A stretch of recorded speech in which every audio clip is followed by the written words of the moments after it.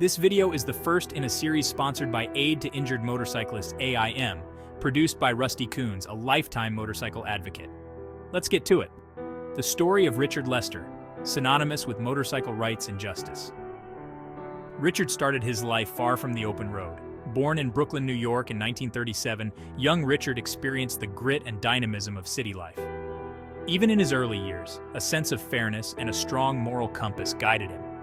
Little did he know these qualities would later define his life's work. Richard's family relocated to Los Angeles, California, when Richard was a young boy. This move set the stage for his lifelong involvement with the motorcycle culture. Los Angeles in the late 1940s was a hotbed of burgeoning motorcycle culture. The post-war era saw a surge in motorcycle ownership, with veterans finding solace and camaraderie in riding. This subculture often faced prejudice and misunderstanding. Seeing how those riders were treated, it just wasn't right. They deserved respect like anyone else. Young Richard, witnessing this firsthand, felt a growing empathy for these riders, often stereotyped and marginalized by mainstream society. This empathy would eventually translate into action, marking the beginning of Richard's lifelong dedication to fighting for the rights of motorcyclists everywhere. In high school, I founded a social club that was very active in public service. I wanted to do charitable work and have a strong support system of like-minded friends. It was about creating a family and a support system. Richard organized events that raised funds for those in need within the community. These early experiences solidified Richard's commitment to social justice. After graduating high school, Richard's thirst for knowledge and adventure led him to pursue higher education. He excelled in his studies, but the open road beckoned. He felt a restlessness, a desire to see the world and experience life beyond the familiar streets of Los Angeles.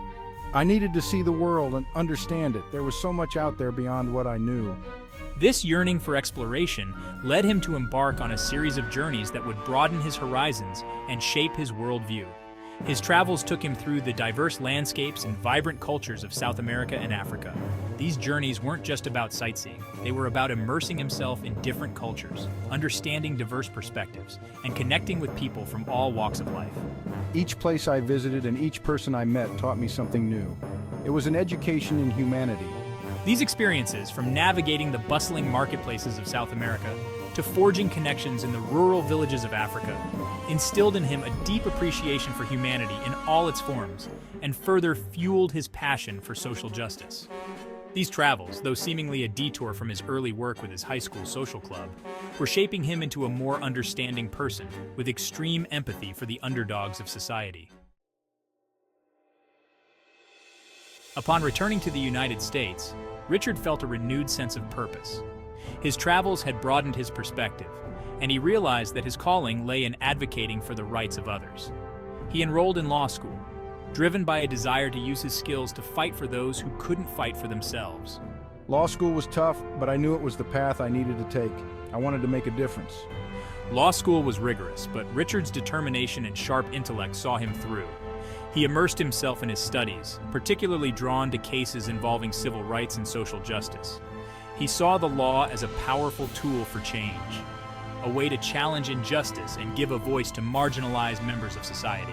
Becoming an attorney wasn't just a career choice, it was a mission. I wanted to stand up for those who were often overlooked. In 1982, Richard Lester officially became an attorney.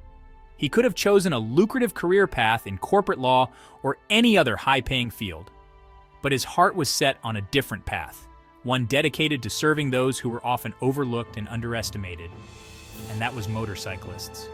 He knew firsthand the prejudice and discrimination they faced, and he was determined to use his legal expertise to fight for their rights and ensure their voices were heard. This marked the beginning of his extraordinary journey as a tireless advocate for the motorcycle community, a journey that would see him founding organizations such as Aid to Injured Motorcyclists, the National Coalition of Motorcyclists, the Confederation of Clubs, Clean and Sober Roundtable, Veterans Roundtable, Christian Unity, and the National Sport Bike Association. All these organizations are challenging discriminatory laws and becoming a beacon of hope for bikers across the nation. If you or someone you know is injured in a motorcycle or car accident, don't hesitate to contact the law offices of Richard Lester Attorneys. also known as Aid to Injured Motorcyclists. Our policy is, if we don't win, you don't pay a dime. We have over 40 years of cases recovering a total of $440 million for our clients. For free consultations, you can call us 24/7 at 1-800-ON-A-BIKE or 1-800-531-2424. The website is www.onabike.com. We never ever charge clients fees for money recovered for motorcycle repairs. And remember, we might be attorneys, but we ride too. So rest assured that we're going to take care of you like family. You're in good hands with us.